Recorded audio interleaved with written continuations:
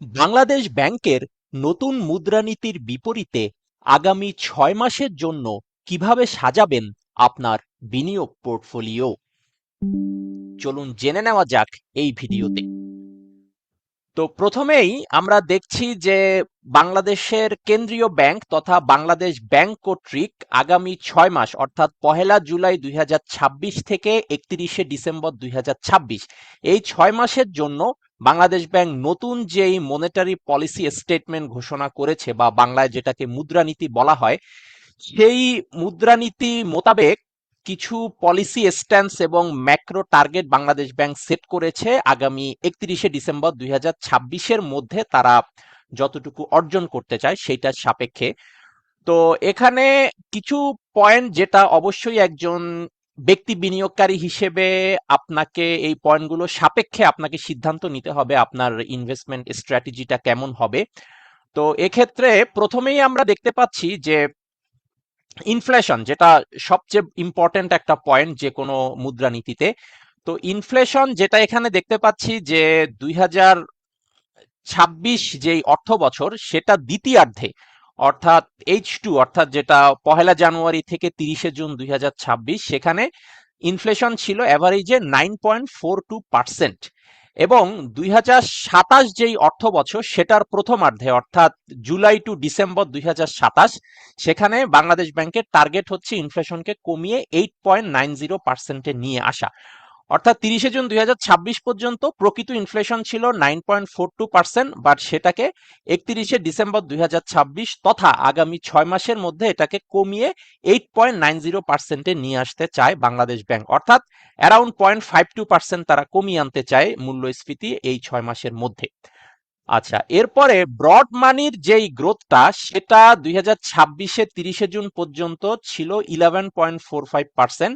সেটাকে বাংলাদেশ ব্যাংক কিছুটা বাড়িয়ে আগামী ৩১শে ডিসেম্বর ২০২৬-এর মধ্যে 11.50%-এ নিয়ে যেতে চায়। ব্রড মানি বলতে যেটা বিভিন্ন ব্যাংকের সেভিংস অ্যাকাউন্টে বা মানুষের যেই এফডিআর থাকে বা বিভিন্ন টার্ম ডিপোজিট থাকে সেই জিনিসগুলোকে বুঝাচ্ছে। অর্থাৎ ব্যাংকে যে মানিটা থাকে কারেন্ট অ্যাকাউন্ট বা সেভিংস অ্যাকাউন্ট বা এফডিআর বাবদ সেই মানিটাকে বাংলাদেশ ব্যাংক কিন্তু বাড়াতে চায়। সো তারা কিন্তু চাচ্ছে যে মানি ইন সার্কুলেশন যেটা সেটা যেন ব্যাংকে ফেরত যায়, কারণ ইনফ্লেশন কমানোর মেইন থিওরি হচ্ছে যে মানুষের হাত থেকে টাকা ব্যাংকিং চ্যানেলে চলে যাবে। ইকোনমিতে যখন মানির সার্কুলেশনটা কম হবে তখনই কিন্তু মানুষের খরচ কম হবে এবং স্বাভাবিকভাবেই তখন ইনফ্লেশনটাও কমে আসবে।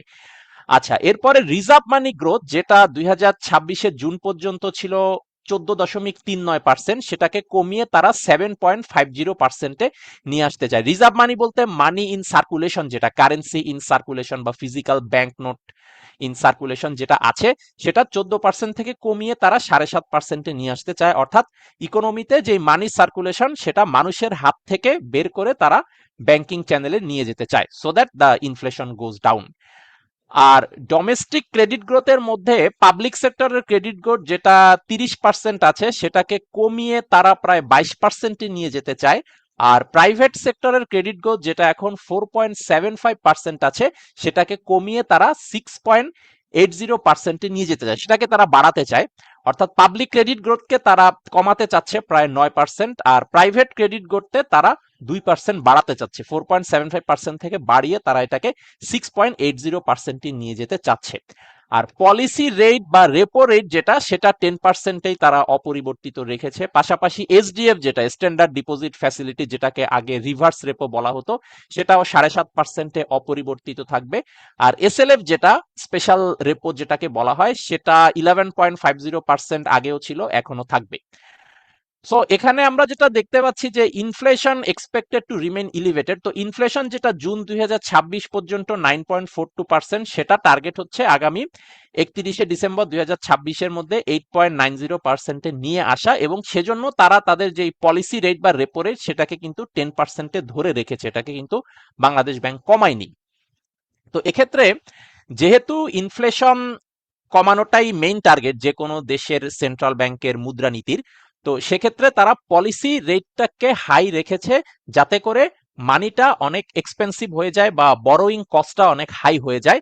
এবং বরোয়িং কস্ট যখন হাই হবে তখন মানুষ অবশ্যই টাকা ধার করবে কম, বা এই বা যেহেতু বরোইং কস্ট হাই মানেই হচ্ছে ব্যাংকের এফডিআর এ টাকা রাখলেও আমি অনেক হাই ইন্টারেস্ট রেট পাচ্ছি, বা ট্রেজারি বন্ড থেকে আমি অনেক হাই ইন্টারেস্ট পাচ্ছি। তো তখন যেহেতু ওইদিকে ইন্টারেস্ট রেট বেড়ে যাচ্ছে ট্রেজারি বন্ডের বা ব্যাংকের এফডিআর, তখন স্বাভাবিকভাবে মানুষ আকৃষ্ট হচ্ছে যে টাকা খরচ না করে ওরকম একটা ফিক্সড ডিপোজিট করে রাখতে বা ট্রেজারি বিল বন্ডে ইনভেস্টেড রাখতে। তো তখন মানুষের হাত থেকে টাকা চলে যাচ্ছে ব্যাংকিং চ্যানেলে বা ট্রেজারি বন্ডে। সো তার মানে হচ্ছে ইকোনমিতে মানি ইন সার্কুলেশন যেটা, সেটা কমে যাচ্ছে, তখন স্বাভাবিকভাবেই আমাদের কিন্তু ইনফ্লেশনের রেটটাও ডাউন হয়ে যাচ্ছে। তো সেটাই হচ্ছে মেইন টার্গেট, সেই মেকানিজমটাই বাংলাদেশ ব্যাংক এখানে করেছে, যে ইনফ্লেশন যেহেতু কমিয়ে আনতে হবে যে কোনো ভাবে, সেজন্য পলিসি রেট অর্থাৎ টাকাকে দামি করে রাখা হয়েছে বড়োইং কস্টটাকে হাই করে রাখার মাধ্যমে। কারণ বড়োইং কস্ট হাই হলে মানুষ টাকা ঋণ নিতেও নিরুৎসাহিত হয়, আবার হাতে যে টাকা আছে সেটা যখন দেখে আমি এফডিআর এ হাই ইন্টারেস্ট রেট পাচ্ছি, তখন তারাও কিন্তু অ্যাট্রাক্টেড হয়, ঠিক আছে আমি ওটা এফডিআর এ রেখে দিই, টাকা আমি খরচ করতে চাচ্ছি না। আর টাকা খরচ করতে চাচ্ছি না মানেই টাকার লেনদেন কম হচ্ছে, মানেই কিন্তু মূল্যস্ফীতিটাও তখন স্বাভাবিকভাবেই কমে যাবে অর্থনীতিতে।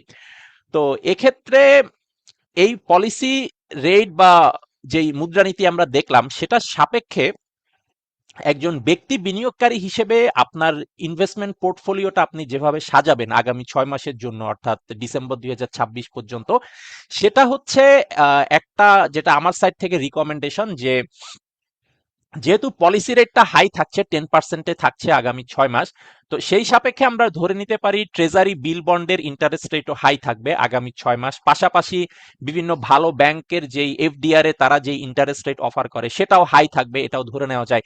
বা সঞ্চয়পত্রের যে ইন্টারেস্ট রেট সেটাকেও কিন্তু অপরিবর্তিত রাখা হয়েছে আগামী 6 মাসের জন্য। তো কাজেই সঞ্চয়পত্রের ইন্টারেস্ট রেট ভালো আছে, ট্রেজারি বন্ডেও রেট ভালো থাকবে যেহেতু পলিসি রেট হাই আছে। বিভিন্ন ভালো ব্যাংকের এফডিআর সেটার ইন্টারেস্ট রেটও অ্যাট্রাকটিভ থাকবে।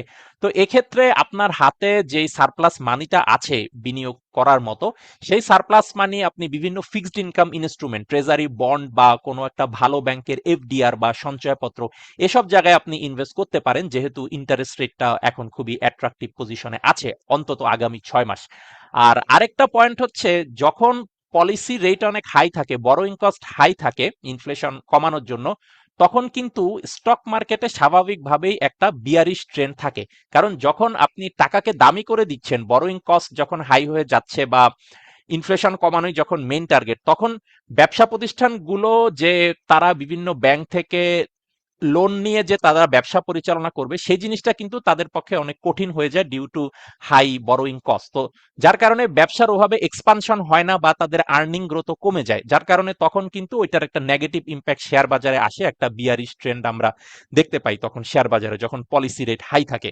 তো এক্ষেত্রে আগামী 6 মাসের জন্য আমি বলবো যে আপনার যতটুকু আছে বিনিয়োগযোগ্য অর্থ, তার অ্যারাউন্ড 70%ই আপনি বিনিয়োগ করতে পারেন বিভিন্ন ফিক্সড ইনকাম ইনস্ট্রুমেন্টে, অর্থাৎ এফডিআর সঞ্চয়পত্র বা ট্রেজারি বন্ডে। আর 30% টাকা সেটা আপনি বিনিয়োগ করতে পারেন ইকুইটি মার্কেটে, অর্থাৎ ইকুইটি মিউচুয়াল ফান্ড বা স্টক মার্কেটে আপনি বিনিয়োগ করে রাখতে পারেন। কারণ যেহেতু পলিসি রেট হাই, সেহেতু শেয়ার বাজারে একটা বিয়ারিশ ট্রেন্ড থাকার পসিবিলিটিটাই বেশি। তো এই বিয়ারিশ ট্রেন্ড মানেই হচ্ছে আপনি ওই 30% টাকা দিয়ে খুব কম মূল্যেই কিন্তু বিভিন্ন ভালো কোম্পানির শেয়ার বা ব্লু চিপ স্টক আপনি কিনে রাখতে পারবেন। বা ইকুইটি মিউচুয়াল ফান্ডেও যদি যান, সেখানেও খুব কম মূল্যে কিন্তু আপনি বেশ কয়েকটা ইউনিট কিনে রাখতে পারবেন। তো আবার যখন ইনফ্লেশনটা গ্র্যাজুয়ালি কুল ডাউন হতে থাকবে, তখন কিন্তু বাংলাদেশ ব্যাংকও তাদের পলিসি রেট কমাতে শুরু করবে। আর পলিসি রেট যখন কমানো শুরু হবে মানেই হচ্ছে টাকাটা অনেক চিপ হয়ে গেল, অর্থাৎ বড়োইং কস্ট কমে গেল, টাকা অনেক সস্তা হয়ে গেল। তখন ব্যবসা প্রতিষ্ঠানগুলো আবার কম ইন্টারেস্ট রেটে ব্যাংক থেকে লোন নিয়ে ব্যবসার এক্সপানশন করবে, বা তখন তাদের আর্নিং বাড়বে এবং সেটার একটা পজিটিভ ইম্প্যাক্ট আসবে স্টক মার্কেটে। তখন স্টক মার্কেট একটা আপ ট্রেন্ড বা বুল ট্রেন্ড হওয়ার একটা পসিবিলিটি তৈরি হবে। ওই সময় কিন্তু আপনি যেই 30% টাকা আগামী 6 মাস বিনিয়োগ করবেন ইকুইটি মিউচুয়াল ফান্ড বা ইন্ডিভিজুয়াল বিভিন্ন ব্লু চিপ স্টকে, তখন যখন আর্নিং বাড়বে, যখন পলিসি রেট কমে যাবে, তখন আপনি ওখান থেকে ওই স্টকগুলো সেল করে কিন্তু ভালো একটা ক্যাপিটাল গেইন নিতে পারবেন। তো এই ছিল সংক্ষেপে এই নতুন মুদ্রানীতির সাপেক্ষে আগামী 6 মাসের জন্য আপনার ইনভেস্টমেন্ট পোর্টফোলিওটা কিভাবে সাজাবেন সেটা সম্পর্কে একটা ব্রিফ ওভারভিউ। যদি এই ওভারভিউ নিয়ে আপনার কোনো কোশ্চেন থাকে, আমার এই ভিডিওর কমেন্টে জানালে আমি খুব শীঘ্রই আপনার যে কোনো ধরনের কোশ্চেনের উত্তর দিয়ে দিব। ধন্যবাদ।